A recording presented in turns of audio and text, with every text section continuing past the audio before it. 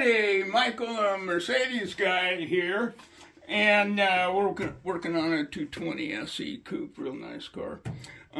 He put in a new aluminum radiator, and it's bottoming out. It was touching this horn, and this stabilizer rod for the emergency brake. Not good. If I hadn't caught that, it would have worn through and then a bad leak. The horns are easy to adjust, just this bolt here. That rod, the easiest way to take care of it would just bend it down a little bit. So I hit it a couple times with a big hammer, and it's a little curved now, but it works. That's much easier than filing out all these holes to move the radiator up. So that's important.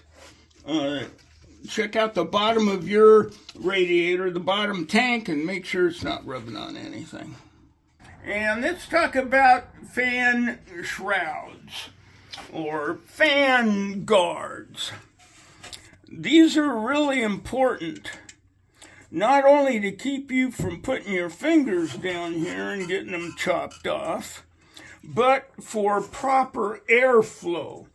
This tends to grab more air and force it towards the engine, which better cooling. Now, since I'm putting a lot into this engine, this valve job, not only do I insist on a new water pump, new fan belt, but I'm insisting on this fan shroud, and there wasn't one, and I had to adapt a 108 fan shroud, which actually worked pretty good.